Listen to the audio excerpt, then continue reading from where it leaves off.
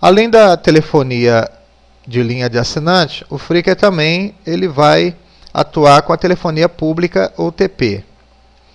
Muitos sites informam como burlar cartões telefônicos usando grafite e água sanitária, que em algumas regiões do Brasil é conhecida como Cândida. O Fricker atual burla os cartões telefônicos e os do tipo Smart Card usando leitores de Smart Card, interface que usam as portas do PC e programa em C ou Assembly. Então não é mais a coisa de botar cartãozinho água sanitária, isso não funciona mais. Visitar sites de fabricantes de telefones públicos em busca de manuais de programação é uma das ações Fricker. Os telefones públicos atuais têm microcontroladores, por isso que o Fricker precisa conhecer programação de microcontroladores, e os manuais de fabricantes vêm com esses comandos de programação. Se você abrir um telefone público com uma chave Tetra e mudar a programação, esse telefone poderá ficar direto. Esse telefone vai ligar sem a necessidade do cartão telefônico. Frickers atuais cobiçam a chave Tetra, que abre o telefone público. Essa chave é muito difícil de ser encontrada, geralmente é obtida através de suborno de um funcionário. Ao abrir um telefone público, o Fricker poderá resetá-lo, ou seja, zerar toda a sua programação, ou alterar a programação que estiver naquele momento, fazendo com que as ligações não necessitem usar cartões telefônicos dali em diante. Frickers do futuro precisam dominar o acesso e programação dos Smart Cards. Os Smart Cards cada vez mais estão sendo usados aqui no Brasil. E em breve eles serão também usados para fazer o pagamento da tarifa telefônica no telefone público. Conhecimento sobre como abrir cadeados e fechaduras sem uso de chaves torna o Fricker muito mais perigoso, pois os armários de prédio e de rua onde estão os fios dos telefones são protegidos apenas por um cadeado comum. A telefonia privada é representada pelo PABX, que é uma central que faz a seleção automática a partir da ligação para um número único. O PABX funciona assim. Isso aqui é a central, ela varia na quantidade de linhas de entrada e de ramais.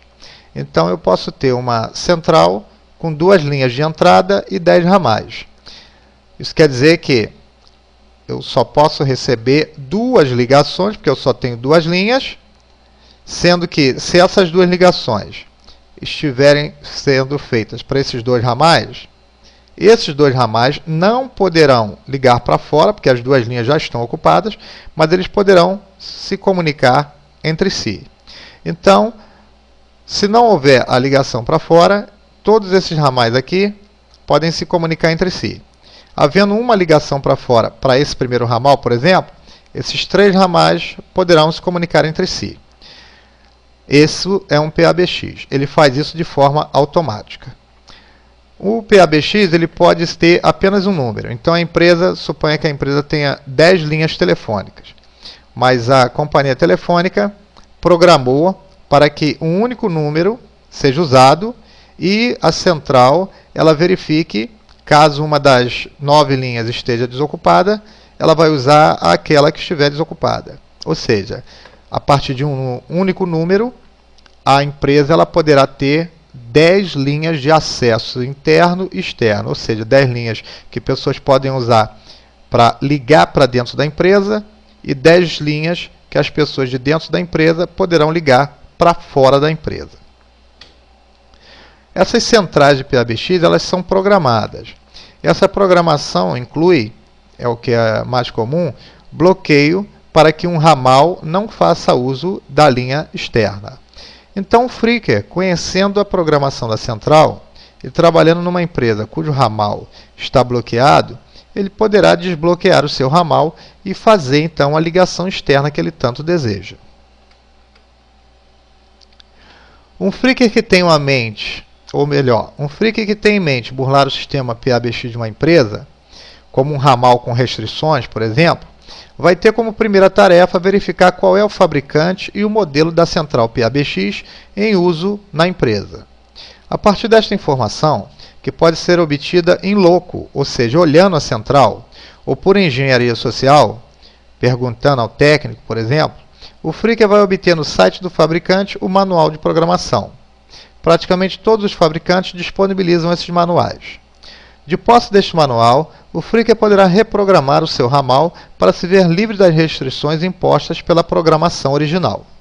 Também poderá ligar para o 0800 do fabricante e pedir a senha padrão de fábrica para aquela marca e modelo de aparelho. Toda central de PABX tem uma senha padrão dada pelo fabricante e esta senha ela poderá ser usada para fazer a liberação de recursos bloqueados. É uma questão de ligar para o 0800, se apresentar como um funcionário novo cujo técnico anterior deixou na mão, deixou aparelhos com senha, e pedir orientação de como é que vai poder resolver isso. Geralmente a fábrica pergunta só a marca do aparelho e te dá essa orientação, ou seja, te dá a senha. Dentro da telefonia privada, nós temos em ascensão a voz sobre IP. E esse ano de 2005 tem tudo para ser o ano da voz sobre IP.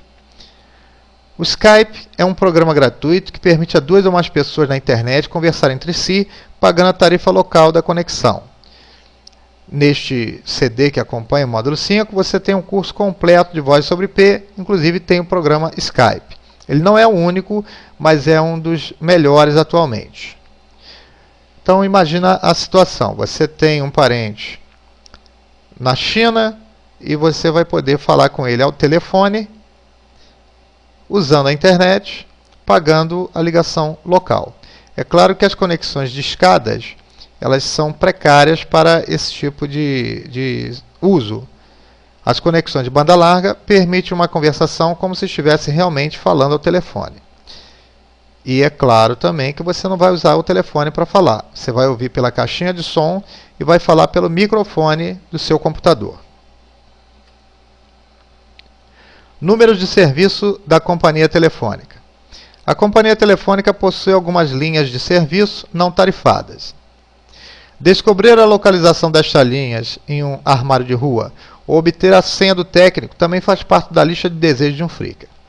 Esta informação pode ser obtida por engenharia social, trashing ou subornando algum funcionário da companhia telefônica. Não é uma tarefa das mais fáceis, e se fosse, não seria objeto de desejo do Freaker. Clonagem de linhas fixas. Uma linha de telefone fixo não pode ser fisicamente clonada. O que se pode fazer é uma extensão com bloqueio, ou seja, você faz uma extensão e se o dono estiver usando a linha, o terminal do Freaker fica mudo, e se o Freaker estiver usando a linha, ela ficará muda para o dono. Esse é um exemplo de box. Como existe necessidade da conexão física com a linha do assinante clonado, esta prática Freaker se torna mais adequada a prédios, já que a clonagem poderá ser feita na caixa de inspeção do andar.